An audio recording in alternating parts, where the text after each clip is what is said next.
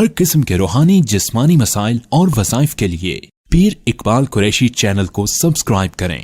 آج واحد ایک مولانا طارق جمیل صاحب دامت برکاتہم کی شخصیت ہے کہ جو پوری دنیا کے بدکاروں کو، گناہ گاروں کو، مجھے ایک بہت بڑی ڈانسر ہے، میں نام اس کا نہیں لیتا، دنیا جانتی ہے، ابھی ایک اور بھی مجھے کہنے لگی آپ کے ہم باتیں اس لیے سنتے ہیں کہ مولانا طارق جمیل صاحب کو ہم نے سنا کہ وہ بھی یہی باتیں ہم بڑے کرتے ہیں کہ ہر بندے کو قریب کرتے ہیں، کسی کو عیب نہیں اس کے بتاتے، کسی کو دھتکارتے نہیں۔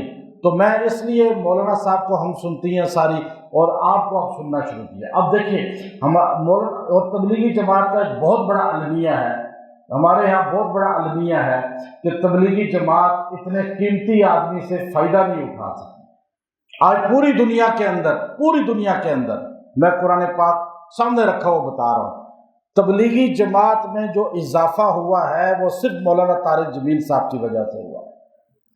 آج جس نوجوان کو دیکھیں 20 سال پہلے، 25 سال پہلے، 30 سال پہلے، آج ان کے بچے جوان ہو گئے ہیں اور وہ ان کی وجہ سے دین کی طرف آئے ہیں۔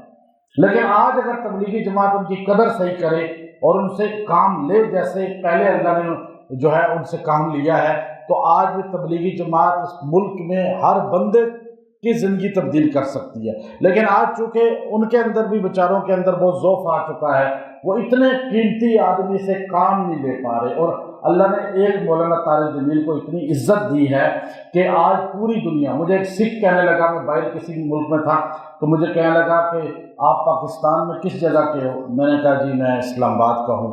اس نے کہا مولانا طارق جمیل آپ کے قریب ہیں؟ میں نے کہا ہاں ہمارے قریب ہیں۔ کہنے لگا آپ خوش قسمت ہیں کہ آپ ان کی زیارت کر سکتے ہیں۔ سکھ کہہ رہا ہے مجھے، کہتا ہے میں ان کے بیان سنتا ہوں، آج دنیا میں جہاں گیا ہوں، مرد عورت، پاکستان کی ایک پہچان ہے مولانا طارق جمیل، اتنا قیمتی آدمی۔